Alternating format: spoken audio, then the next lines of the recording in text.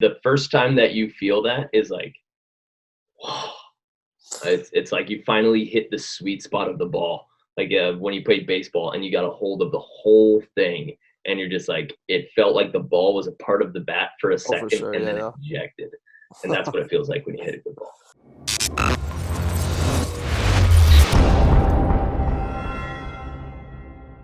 So one of the things, like if you can put your computer down, I don't know if that's possible, but one of the biggest things that I've really been working on is, first of all, can you like put your arm up at 90 degrees? Now from there, just drop your shoulder blade down and back without moving your arm. So just your shoulder blade. See how your chest is kind of flaring when you do that? Try not to do that with your chest. Just drop your shoulder blade down and back. And then see if the whole arm can be loose. The whole arm. So Yeah. you're probably, most people get real tense, like this muscle gets solid when they get in that position. So you have to train yourself to loosen that muscle so that your whole upper arm is loose, while this muscle, we call it the rhomboid, while this muscle is activating here. Mhm. So it's as if, you know, like when you try to like squeeze your shoulder blades together, you want that feeling without squeezing this. So you want to have that feeling, but then a loose arm. Oh, okay.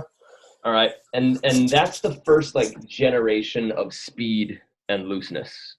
It's once you flex, most people know that they have to get open and open their chest, but they do that by like squeezing their rear delts. I know that I do. Squeezing their rear delts. And when you squeeze those muscles, your arm gets really slow. Like, did you ever, you played baseball, right? When I was little.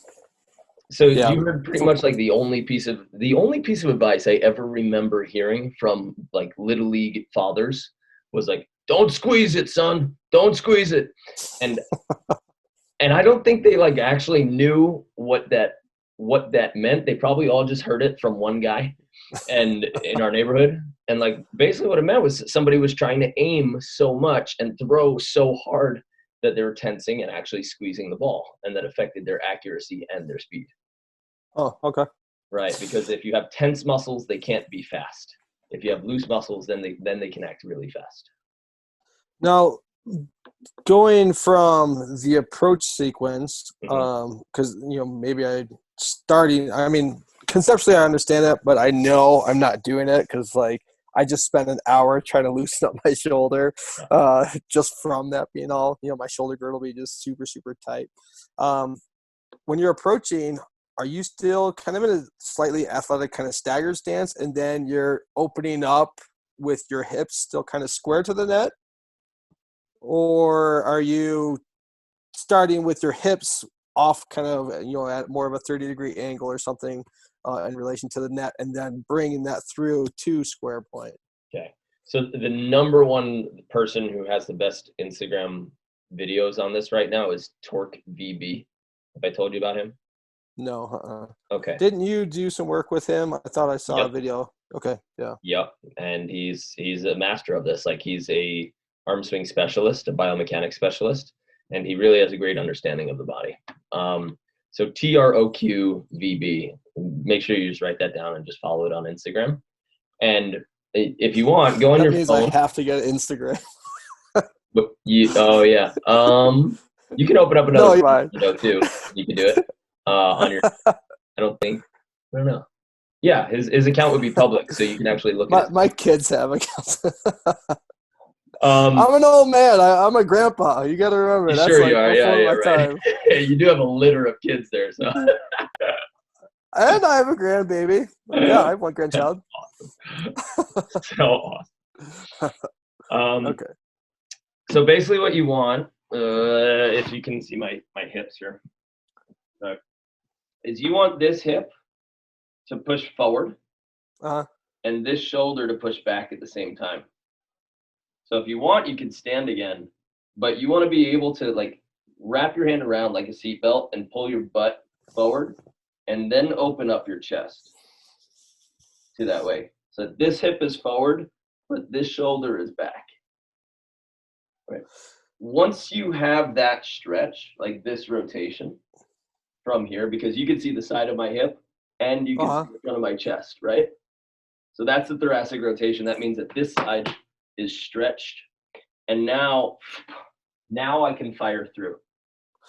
No, no, let me ask you, on your approach, are you pushing that hip through upon your press when you press up? On Or tape. is it Yeah, exactly. So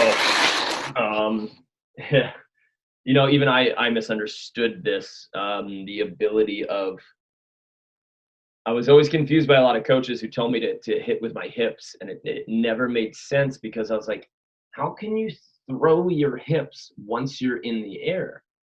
That's not, there's no power anymore. Like you can't throw your hips once you're in the air. And the way that Isaac explained it, which I'm so blessed to have met him, is your hips do need to be slightly open, because if they're closed like this and the ball's over here, you're not going to have enough rotation on it. So they do need to be slightly open to the ball if the ball were here, right? But when you jump, 1, 2, 3, 4, this right hip should push forward as this right arm reaches back. So right now your hips are parallel with the net, correct? Yeah. Okay. Yeah, or if I'm facing like the diagonal corner, Yeah, on yeah. the left side, my hips can be open to that corner, right? Okay. They can be open to the diagonal corner. If you're on the right side, your hips would be straight onto the net. If you're on the left side, your hips would be facing directly at like the corner of the court, the diagonal corner. But you're literally starting. So if we talk about like the hip rotation, you're literally starting with me being a right hand player. My hip is back slightly, and then I'm pushing it forward on takeoff. Correct? Yes. Okay. Yeah, exactly.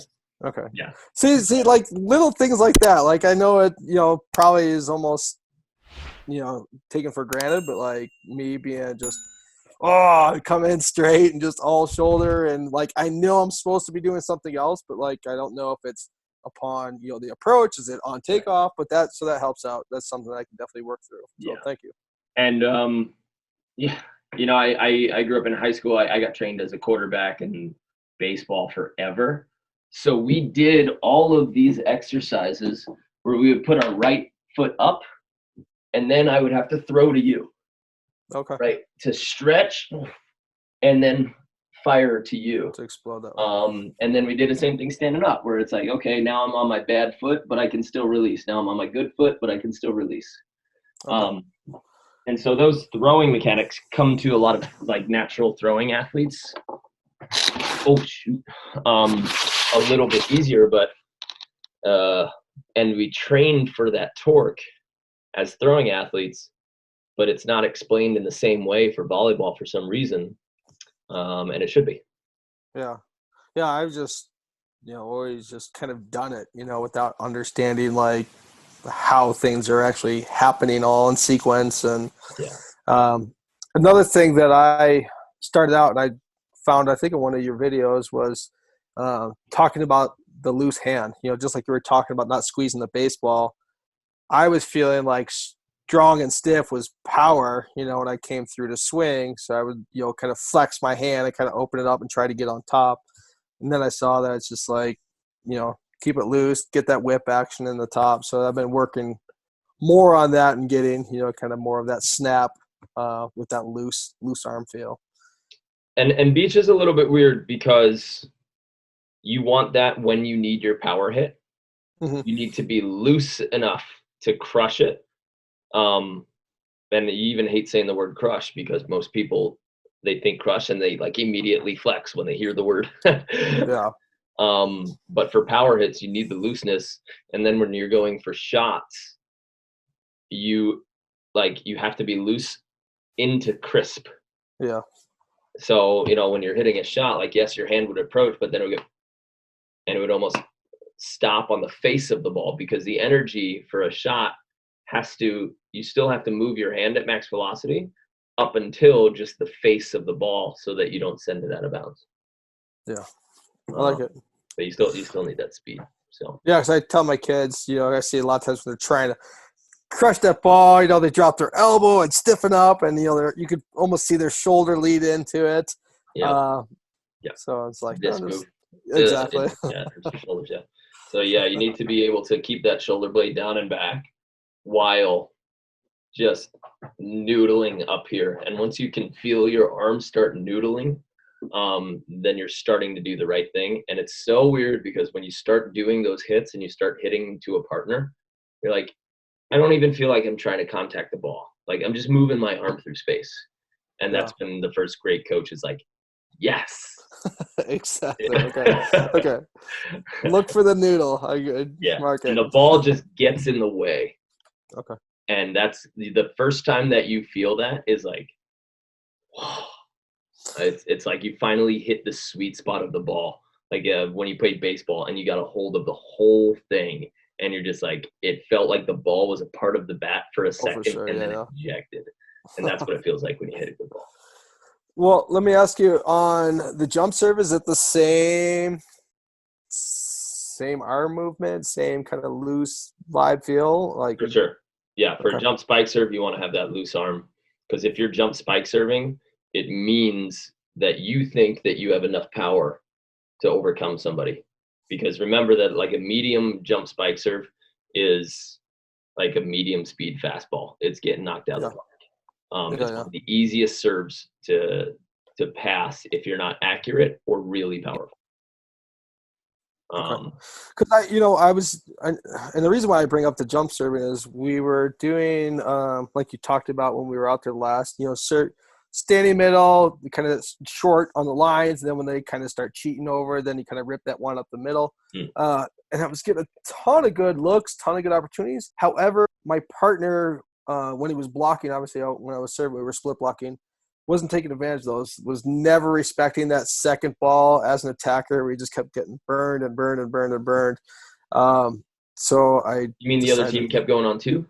Well, they would take it on two, yeah. So, I mean, we had some good players, but even with the abbreviated approach, he just wasn't getting the touches or blocks, so we were kind of getting burned a little bit. And how big is he? Short. He was the guy that you saw. I mean, he's not very tall, but he can jump out of the roof. I mean, but it just hasn't got that respect of the on two yet. He's just always flat-footed, and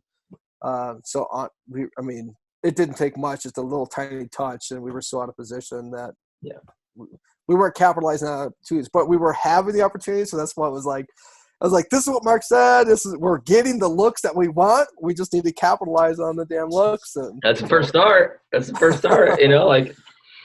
That's a good feeling to know that you're there, and then to be able to like have a game plan once they do want to go on to, and if you put them in a shoot position, you should most likely peel. Yeah. Well, when I switched to my other, that's been playing a lot longer and everything else. I mean, all over it. Like it was working really, really well. Really capitalized on all of those looks. It was just my younger player that wasn't kind of respecting that on two, where we were getting burned more often than what I felt we should have. So it was almost like a free ball for them at that point. I mean, they would get in trouble either on the pass, or they get an abbreviated approach, or they take it on two, kind of in trouble.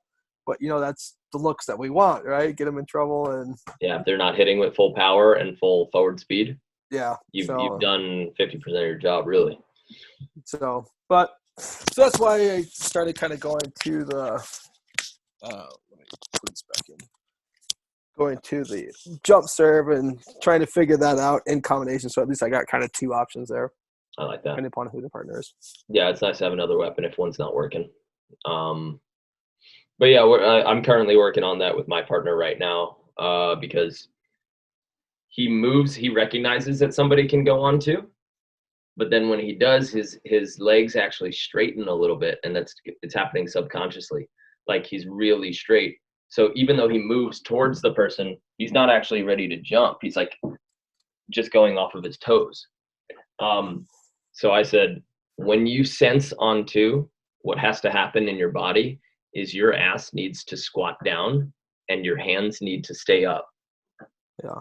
So like it has to be like inverted moves, because when you think like, oh, maybe on two, you got to be right here so that your hands are up and you're ready to hop off. So you're in that loaded position. Yeah, Jeremy Casebeer is probably like one of the best guys to watch for that, because he always like moves and he leaves his hands right in front of the setter if it's a possible threat, to let the setter know like, I'm here, don't try it, and then he'll Yeah.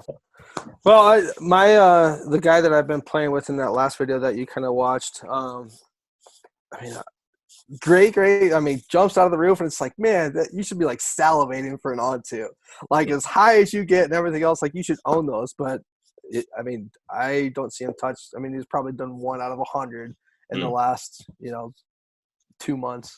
So, okay. Does but he jump it's just something for him to work when it on. happens? No, he's like flat-footed, just not even okay. not even recognizing it. Like not even. I mean, to the point where, and you might even see in some of the videos. I don't know if I was playing with him in this one, but he just transitions directly to the hitter. Doesn't even shadow the setter, so it's not even kind of that thought process. But something for him to work on. I mean, he's a younger player like myself, so it'll come. But all right, where are you at here? So I'm in the black shirt, just past the ball. There you go. Okay, let's move this out of my way. Play. Thank you. There you go. Uh-oh. Yeah, you could say.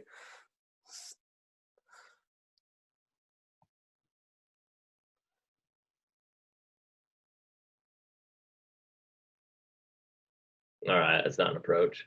No. Skip that one. Good. Telling him where to go. Are you telling him line right now? Yes. Okay. Do you have a sign for when he hits out of the middle? I'm sorry? For like when the other team, when there's a rally and you and the player's hitting out of the middle? No, right now we just kind of stay on that line call. With my next partner, because I think he's watched a bunch of your videos, because we've had that conversation about splitting the hitter shoulder and kind of the defenders almost playing one-on-one. He's just trying to, the blocker's trying to take up as much space. So I think we're going to go more with that. But typically in this, we just kind of default back to the line block. Okay.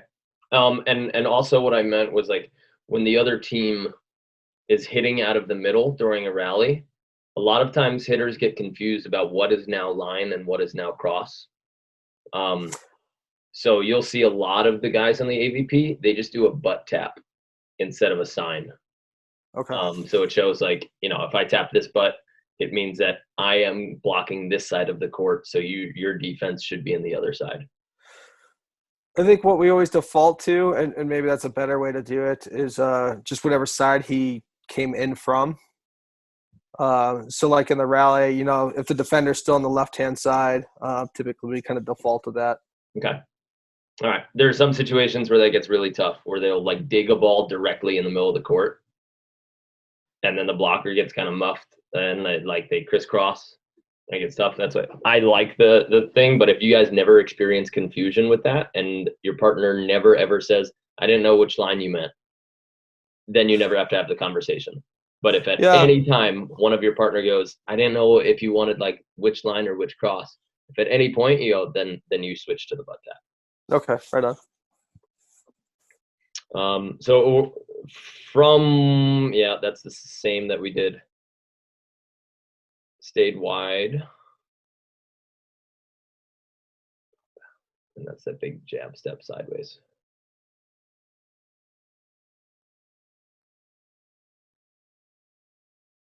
Nice swing.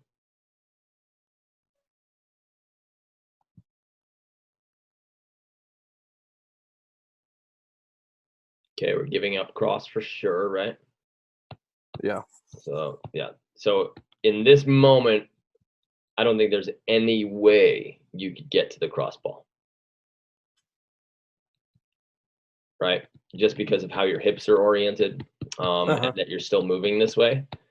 So I like to be able to dig two types of shots, or at least have a chance to go back. So I'd say just make sure that your hips get on the player, because right now your hips are on the pole, or they're like right where my cursor is. And if your hips are on the player, then at least you can be like balanced and you can move one way or the other.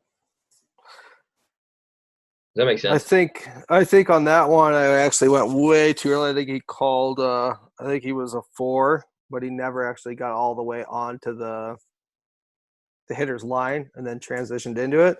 So he likes to call 4, but he more or less just stays in a like a deep angle. Okay. So it goes angle and then dives into the angle. Um, Okay. you know what I mean? So he's like, Yep. blocking that because he blocks very, very narrow. Mhm. We've had discussions about that. I mean, as high as he jumps and what he can reach, he should be a monster, but he does very, very narrow, so he doesn't take up that a lot of that space. So he stays on the angle and is very committed to whatever he calls. Mm. Versus like audible, if it's a tight ball, a lot of times he won't go up and catch it. He just kind of stays in his lane. Ah, yeah. So it's something we're working on, and again, kind of this is the guy I was talking about that with the on-two stuff as well. I gotta say, like Logan right now, he's an AVP player. He's my partner, and we've spent, I think, 10 hours in the last 3 weeks. Me, him, and another player, and that's it. Like just working on those lineups for him. So it's a tough concept to get, and you kind of hope or you expect that you just tell somebody once and like, oh, okay, then I'll do it. But we've had to watch film and film and film and practice alone with no other reps, no other side out stuff, and then like record in slow motion on the side and say like, oh, look, see what you did here? That was it, you know? Huh. And it's nice because we have an open flow of communication where it's like, see where you are? Like, I don't think your left hand is blocking cross here. I think you're, Yeah. you um, Well, yeah, and I think part is we're not long-term partners. Like this mhm, is just something like, hey, let's do. So there's kind of always that, kind of who the hell are you? kind of, not to say that there's that, but it's just like, kind of don't tell me how to do my thing. But I actually, for my height, I actually get a lot of touches just from watching your videos and talking about splitting the shoulder and hand placements and things like that. Not because I'm a big jumper or anything else like that. So I try to, have those discussions, but I do it delicately. yeah, yeah. One thing that you can tell, like big blockers, if you want them to be a little bit more effective, or if you want them to have more of a ball lineup, one way to hide it is just say, "Don't worry about it, man. Don't even give me a sign. You just go get the ball wherever it is. I'll play behind you." And I know several players that play like that and do it really successfully. Where it's like, you try to read, I'll try to read, and we'll both be in similar spots. And if we both like give up the same thing, it means that we were both wrong in what we saw, which Yeah. means that we both suck. So like at least let's suck together, you know? Yeah, yeah. Well, and I actually played with the guy across, the taller guy. I played with him in the Masters tournament, the Mother Load, and we did really well. But we had to almost have that conversation, just block what you see. You know, you do that, and then I'm gonna defend what I see, and we'll see how it shakes out. And we That's actually had a lot of success with that. on so many balls. Like anytime the ball is inside of 3 feet, like that's exactly what you should be doing. If the set's 3 feet or tighter, you should be just completely ball, like man to man. That's it. Take away everything, and make them hit like the last 2 feet of each sideline to get a kill. And that's totally fine. It's when the set's at like 4, 5, 6 feet. That's when those lineups become really different and complicated. Um, No, now that being said, if they're not if they're not bangers and they're not that much of a threat at kind of that 6 feet mark, are you would you more often than not pull on that? yeah, you know that answer. If you're playing somebody who can't overpower you from 5 feet behind their Just side of the net, like yeah. you touch more on the ground than you do in the air. That's why that's why AVP players, if you get 5 or 6 digs a game, and you can win an AVP.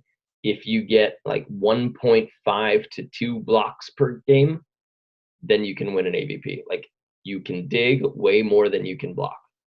Yeah. So it's crazy how much people get obsessed with how much they think that they should block at certain levels just because their examples are AVP players, and AVP players are the ones who can detonate from 8 and 9 feet. Yeah. All right. This was sick by him, by the way. That's amazing. Yeah. Like I said, I mean, he's got ridiculous hops. It's so good. But even the timing of this, like the timing to jump almost after he contacts it to take away that cross and feel him and not block and penetrate, but block and know that he has to swat. Yeah, this is a swat block all the way. That's big time. Yeah.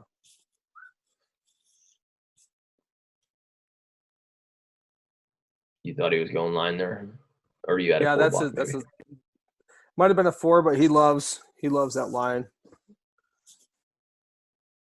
Ooh, you get the rotation here. Look.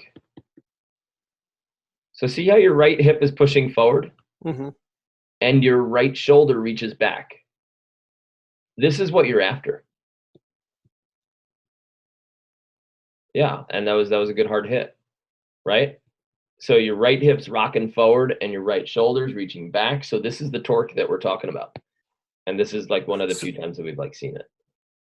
So on my step into that, was I too square? Like, should I be more with my hips kind of offset to really get more of an exaggerated?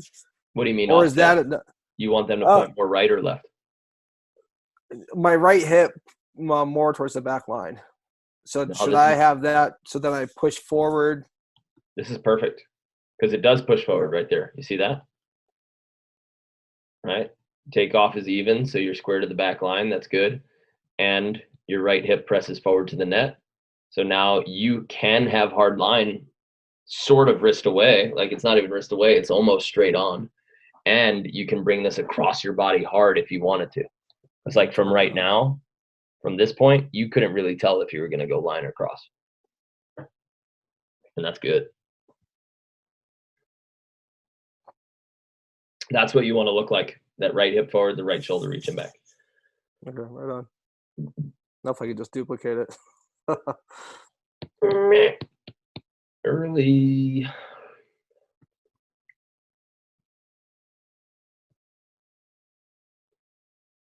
Yeah, it's just that left step, the right and the left, they just happen a little bit too fast and too big. What happened? Why didn't you go? Is there a double? No. Lay down. Go to sleep, and you have this. Yeah. All right. Yeah, I don't remember. Okay, staying wide again.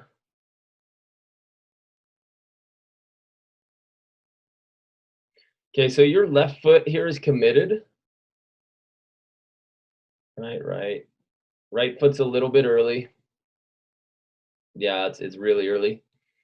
And your left foot is committed to a spot before your body can really understand where the ball is going to end up. Does that make sense? Yeah, so really I need to be right foot at the hands and then left foot upon release so I have an idea where it's going. With your athleticism, I would encourage you to actually take the right step slightly after the set. Because you have good quickness, so you can take your steps faster.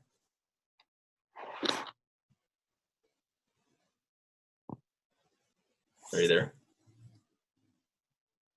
Can you hear me? You there? Yeah. You're breaking up there. Okay. Now can you hear me? Now can you hear me? No. Come on. I can't hear you. I think you're free.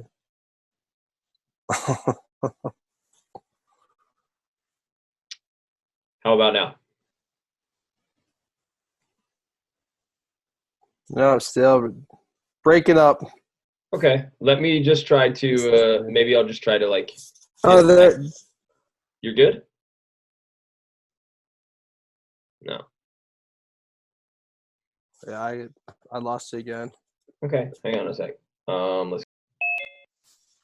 Hey, can you hear me? Yeah, I can hear you now. Let's go. Good. Still recording. Okay. All right. So what I was saying is that right back here, that the left step was coming down too early, and with Yeah, your as soon as athleticism and how quick you're whatever that does, I start breaking up like crazy. shoot. Um, I I I'm in Dallas, and there's a cheerleader convention happening this week. Oh, It's 9:30, and I can guarantee that all these teenage girls are on Instagram right now on all the internet. oh, for sure, blowing it up. Um, but it's catching up a little bit right now. So Yeah, I can hear you fine right now. okay. So with how quick you are and your athleticism, I would encourage you to try to take your right step slightly after the set contact. Okay. That way your left foot is still free and there's still more time so that you can actually aim your left foot when you see where the ball is. Okay. All right. But often if we step on the set, sometimes people really just continue that momentum and they plant their left foot before they know where the set is. And that's when you end up doing it a lot. Like you take those giant last two steps because your left foot didn't adjust to the set. Okay. Yeah. I noticed watching the videos, I do that a lot. Yeah. So that right foot's down a little bit early. So we'll just switch you over to make sure that you're taking the right step just after the set. Okay. And it's so hard to do. I'm yelling at myself every day to do it the right way. Nice little cut.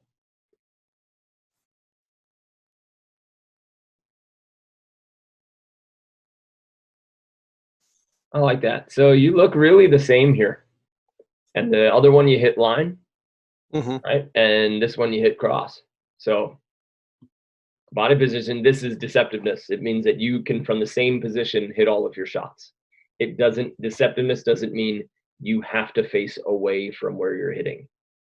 It means that from the same position, you're able to hit all of your shots in all of your locations. And you just did that right there. Just missed a little bit, I guess. Oh, yeah. Oh, yeah. Love it. So this is what Logan is doing, right? He knows that there's a threat coming and he drops his hands. And when there's a threat potential, the hands should stay up real high so that they could like be at least 6 inches over the net just by getting to your toes. So we could coach this guy too. Yeah, because his hands should already be over the net. Like he's almost off the ground, but his hands aren't up there yet. Not saying he would have gotten that, but we could take up that space earlier. Yeah, no, that's a good idea.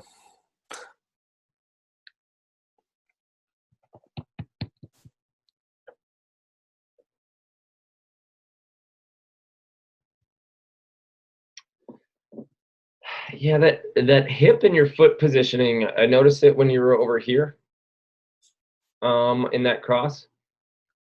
Your crotch isn't like facing the defender or the attacker, and it needs to be. So like if you're the camera here, I need to constantly be like having the middle of my chest and my hips to you to play defense. But right now you're doing like this. You're moving to the side and you're kind of like here. So where the outside of your hips, you can see that your right foot, even when it stops, it wouldn't like hug a ball. You couldn't defend a hard ball over here. Yeah. So you want to see if you can get your toes or the front of your body or your hips, especially. That's really the point. Just facing them square on. The attacker, yeah, square on the attacker, and like for entire points. See if you can lock that in. Now, how far, if so he's blocking, say he's blocking line, and I'm in the angle. How far off his shoulder am I shadowing in that defensive position? Ideally, am I a full step, kind of shadowed off of. Yeah, for now, let's continue reading the hitter. Okay. So, because if your blocker doesn't do his job perfectly and you're relying on him, then you're building a house on a crappy foundation anyway, and it's going to fall. So stop building your house. Okay. Instead, just like if he does his job right, he'll take up enough space, but you need to be where you need to be for the hitter, not for your blocker. Okay. And then once you play with somebody long enough and you know exactly what they take up, then you can start to expect that. But I don't think it's really a good idea to play off of your blocker when you don't play with them consistently, because you have no idea what space they're going to take up or if they're doing it. Okay.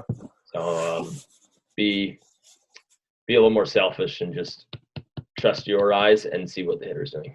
So this is me and what the hell? Yeah, so this is me and Logan Weber. What is going on with my screen? Versus Duncan Buttinger. Okay. Hey. Oh, Know that Duncan. guy? Oh. Yeah, he's a Utah. Yeah. So you see where Brock is playing? Uh-huh. Right? Brock dug us all day here. And you can see that a lot of his body is actually covered by Duncan's hands. Mm-hmm. And that's important in beach because you still have to run down shots. No, for So sure. the reason why you don't want to just continue to play outside Duncan's block, continue to play outside or Duncan's block or whoever's blocking for you, is because the further you go, if Duncan decides to take everything up and then you think, I got to be outside his shoulder, you're going to be a mile away from a high line shot or a cut shot very quickly. Okay, so you need to kind of hold your ground centered cross. So, I mean, in that last picture, I mean, his left foot was just a foot off center line, trying to gauge. Yep. So that way it's kind of equal distance to the cutty and the high line. Yep. Okay. So, like, look where I end up as well, right? I mean, I'm dead middle on the court right now. Okay, right on. And this was a 3 block, but doesn't really matter. Man, this is so broken. What the hell is going on? Oh, that's why. Oh, great. Okay, so let's just, instead of watching me, let's just watch the best team in the world. Okay. So this is Norway. Okay. This one, Reed Pretty shifts a little bit outside, but look where he's starting. So this might be a good idea because he's not trying to defend the line. Like if Reed makes this move back here, he knows that is that Anders Mole is not going to shoot, and he knows that he's not going to get a high line, so he shifts outside there, and there's just a 6 swing. Okay, see where Reed is? Like he can touch the middle line with his finger, right? And then he makes this wide shift because these Norwegians can hit ridiculous angles. Again, starting pretty much where he goes, right?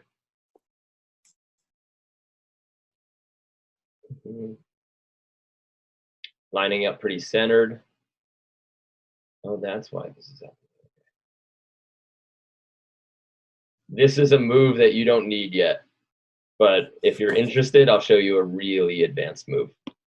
And this is what makes the Norwegians really good. The show and take here? It's not even a show and take, honestly. It's a show and take. So the timing of this is so important and so difficult. But Theo is coming in, and usually on your step close, like the last 2 steps, that's when you're taking a look at the defense, and that's almost your last opportunity to look at them. So Sorum has to time it so that it looks like he's going that way as Theo's taking off. He's actually a little bit early there, right, because he stops. But he makes that giant jab step like he ran to the line, and then he just comes on creeping back right here. Maybe he left it open. He knows he's not going to dig a hard-driven ball, but he's given that up because it's strategy. So he's looking for a cut shot. All right. See where Reed is? Mm-hmm. Middle.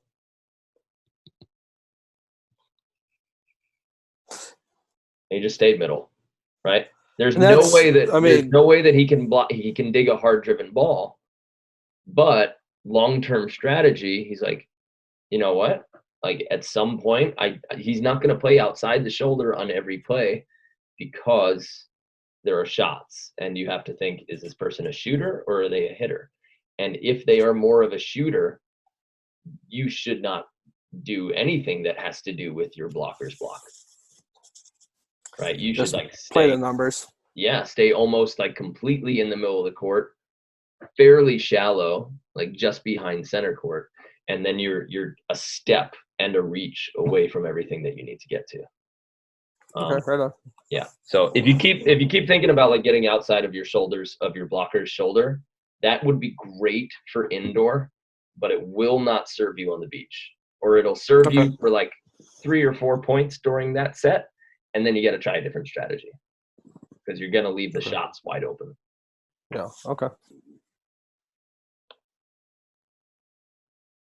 Ooh, I like the spread from in to out. Very nice. Good. Yeah, so your partner did it okay, right? He kind of stepped up, centralized himself, was taking a lot. He just got settled too late. Because look, now he's ready to run. Yeah. And the ball's 4 feet off the hands, so just slightly late. Okay. All right. So this is you setting.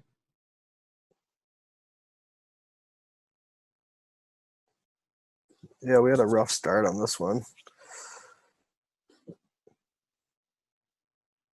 Oof, almost had him. Oh, Mike should be grabbing this. Oh.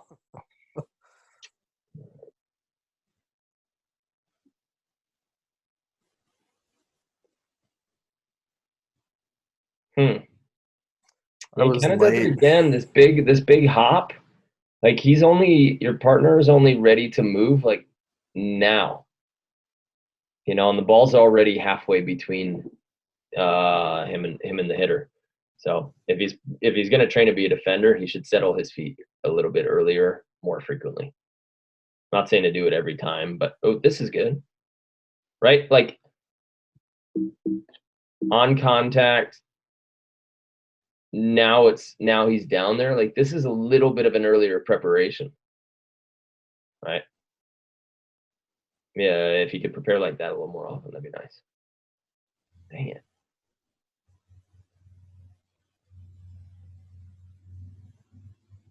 Giant step out.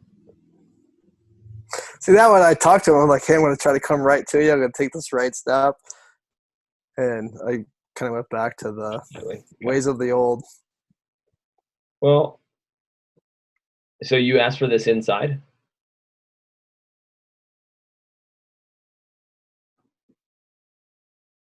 It's tough on the diagonal. Let's go.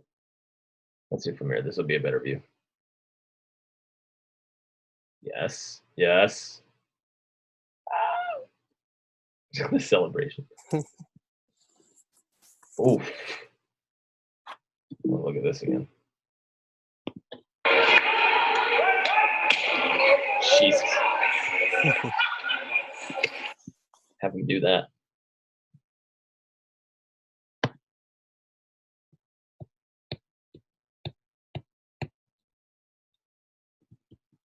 Yeah, same thing. I'm still moving. Yeah, and you let your feet split. I just had a video analysis with like a 13-year-old girl yesterday, and I said that her feet have to move like that, like so that they almost like never change, hoppy, and they definitely don't get wider. Yeah, so you want to just keep, however you move, just tap tap tap tap tap tap tap, but not like wide and getting spread like that. Because once you spread, like this foot ends up super wide. Like imagine trying to run from that position now. Yeah, committed and can't press. Yeah, and I think that's something that like Taylor does well that nobody really talks about. Taylor Crabb, is that his feet are always under him. And let me ask you something about that. Maybe that's the reason why, but So this sand, I put a lot of water on it, so it is pretty shallow. But I always have troubles with my feet just blowing out. So like I hit the hard pack underneath, and the sand just blows out. Is that from that elongated stride and trying to power off too much instead of like a low choppy? Well, when you power off, you shouldn't be in a split position. And if No, you're and not making even like in a split. So say if I pull and then they do a shorty and then I make that transition going back forward, 99% of the times my foot will just blow out. And like I don't seem to have the problem so much here at my court where we have the deeper sand, but it seems like I hit that hard pack. I don't know if those maybe short choppy would be better with that kind of sand. that is what would work in that sand. I don't know if you've ever played grass, but like when you're playing grass, like you can't make those giant hard presses if you're wearing sneakers. You always have to like Okay. and it's like the same thing if you watch snow volleyball, which is utterly ridiculous. Like they have to take these tiny little steps so that they don't slip, because if they like power or their feet slide out, or tennis on hard shoe or clay surface, like same thing. You need smaller, lighter, quicker steps. Okay. But Yeah, more because it so, was don't worry about surfaces as much. Just more so, make sure that you don't get to split positions. Like your feet just never get wider than barely outside your shoulders, okay. and that'll be enough of a focus. Yeah. Yeah. So Mike does a good job here, right? His shoulders way back, we can't even see it, but his right hip is coming forward, and that's what creates that torque. You can see the whole rotation of his chest here. Left oblique is stretched right now. Right shoulder is way back, and this right hip is starting to kick forward. Then it all comes through. Like that's a really Yeah, it's pretty he could excellent swing. detonate. Yeah. Yeah, that's a pretty excellent swing, and that's that stretch sequence. Sorry, I No, broke it. stop sitting still, dude. I took a 3-step approach. What is this? 3 steps. I wonder if you waited longer. Well, here's the interesting part. You were so patient here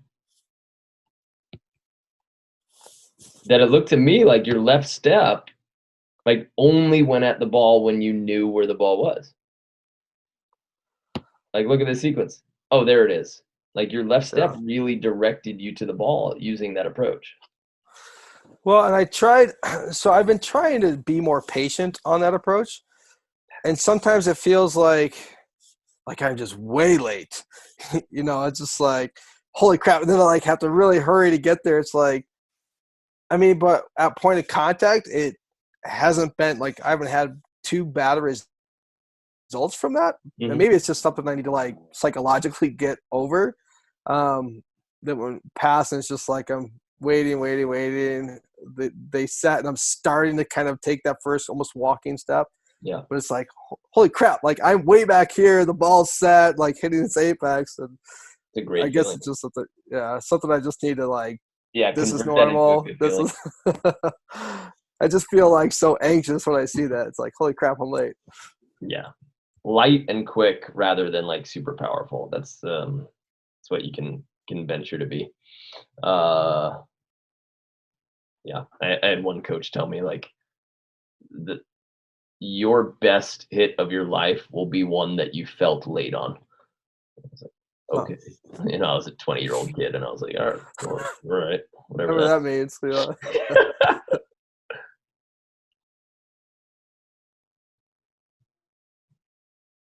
Oof, that's the right swing. You guys don't sit still a lot on defense, huh? Yeah, I think I just get like too antsy. Like I just haven't found my zen as a defender. Like just sit back, chill out, and be patient. Okay. Yeah, I would love to see you just sit in the middle 2 quarters of the court and just hold forever. Like that'd be I think awesome. one of the things I need to work on is my overhand digging. Hmm. Just because I was a basketball player, and when I started, my wife, Sunshine, was like, I was taking everything overhand, and she's like, "Can't do that, you can't do that." So it's like this dirty word or this dirty movement that I'm not allowed to do. So like now I try when I'm digging, I try to get back far enough that I can, dig it with an underhand kind of platform instead of an overhand. So Yeah. I am trying to get back super, super far, and then that leaves a cutty open, and then I'm getting burned on that. So Yeah. I think if I had that, I'd be more comfortable being a lot closer to the net and kind of that 2/3. Right now I'm trying to even get behind that. Hmm. Yeah, it would be interesting to, like, if you drew the court in eighths, where it'd be like 1, 2, 3, 4 on this side, and then 1, 2, 3, 4.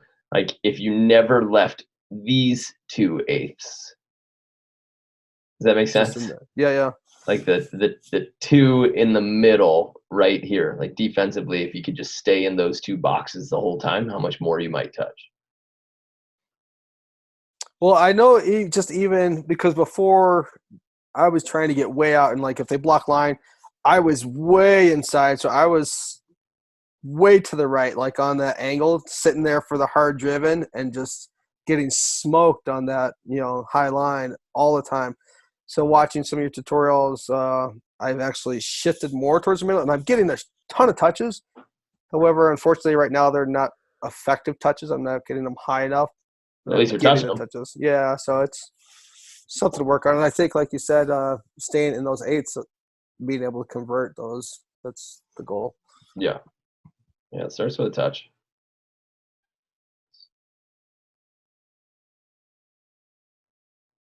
Timing. Woo, good run. Did he see that, or was that a 4? I wonder. No, that was he saw that. That's Bobby loves that line, that high line. Got it.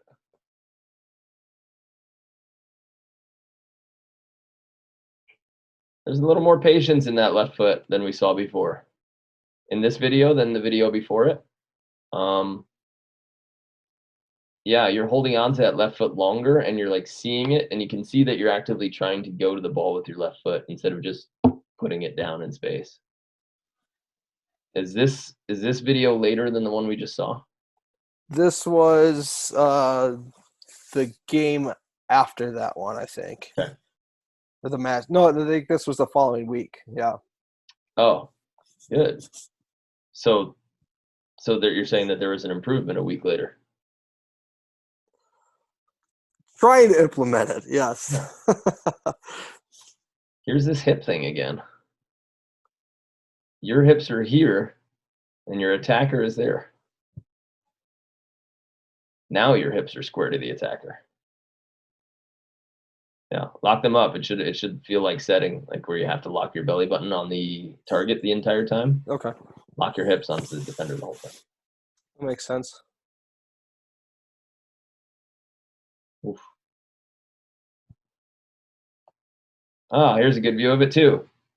See this? Mm-hmm. Right hip, right shoulder's back. Yeah, and that was his best hit.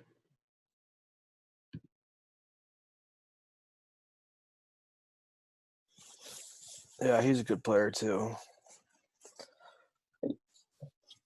He played I think he made the main draw when you guys came to town. Who, Mike? Bobby Bobby Webb. Bobby Webb. I've heard that name. Yeah. Maybe from qualifiers back in the day, I guess. Look at this. That's a nice swing.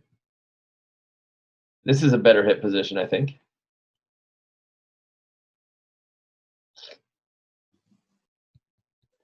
Almost. Yeah. Still leaving that right hip open, right? Because you want those hips to block back into the middle of the court. Slightly. Not like entirely, but just so a little bit. So that if you're bounced off your chest, it would go back towards the middle of the court. Yeah, and I have that. I saw that just watching my own videos as far as my passing, same thing. I would leave my hips outside of the court and almost religiously, I'd be fighting to bring it back in with my arms. Yeah.